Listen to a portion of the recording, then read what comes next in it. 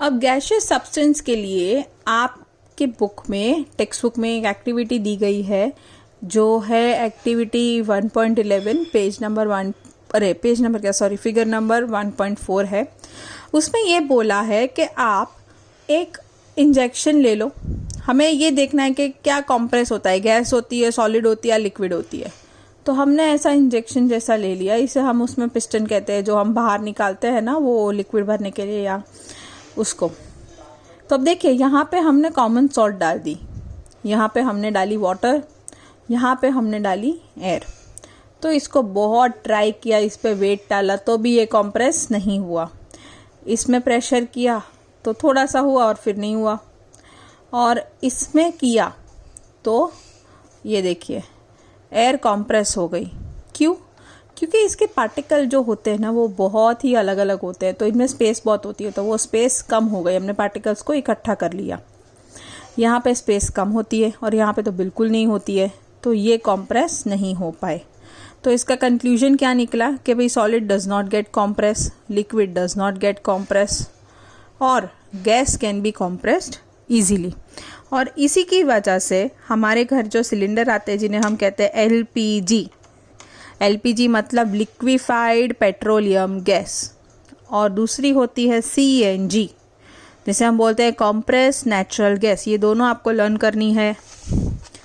ये रही एलपीजी, ये रही सीएनजी।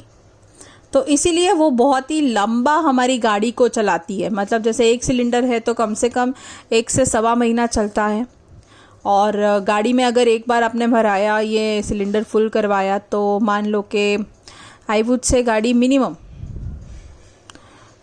2 to 3 days तक नॉन स्टॉप घूम सकती है। ठीक है, तो ये इसलिए क्योंकि बहुत सारी गैस आ जाती है उस टैंक में। ठीक है, so I hope now you are clear with the concept of solid, liquid and gas. Now we are moving to the concept of diffusion. हमने वैसे भी चैप्टर 5 में डिफ्यूजन पढ़ा है, अब केमिस्ट्री वाली diffusion. Diffusion says that the spreading out and mixing of the substance with one another substance due to the motion of its particle is known as diffusion।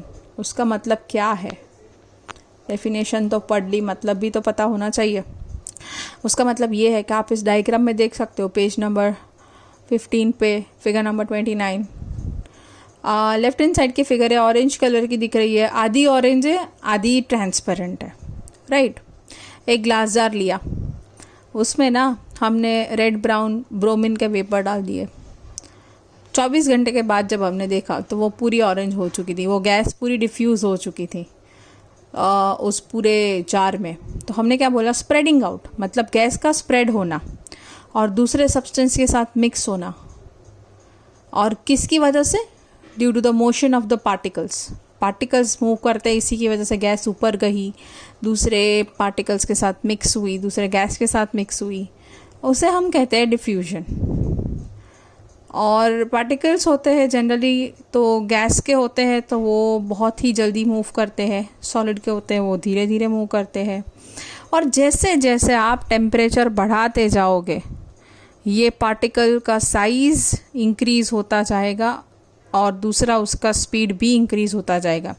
कई बार particle size increase होता है, कई बार नहीं होता है, तो वो डिपेंड करता है। अगर आप कोई क्रूशियल केमिकल के साथ डील कर रहे हो तो होता है, वरना नहीं होता है मोस्ट ऑफ द केसेस में। लेकिन हाँ, उसका मूविंग स्पीड बहुत ही जल्दी होता है।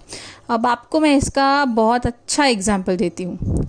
अभी तो आप चीज़ बटर बहुत खाते होंगे, तो अब हम क्या करेंगे? हम एक काम करते हैं, बटर होता है तो उसको लेते हैं, उसको एक छोटा सा स्पून बटर आप रखो एक कप में, उसको बाहर रखो और देखो कि कितने टाइम में वो मेल्ट होता है।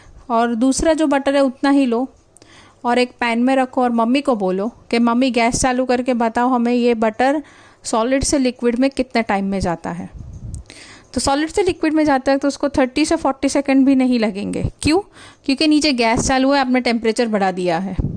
और दूसरी वाली बटर कहाँ पे है? दूसरी वाली बटर रूम टेम्परेचर पे है, मतलब उसको मिनिमम 15 से 20 मिनट तो मेल्ट होने में लगेगा ही लगेगा। मतलब क्या हुआ कि पार्टिकल्स हीट को पकड़ते हैं और बहुत जल्दी मूव करना स्टार्ट कर देते हैं।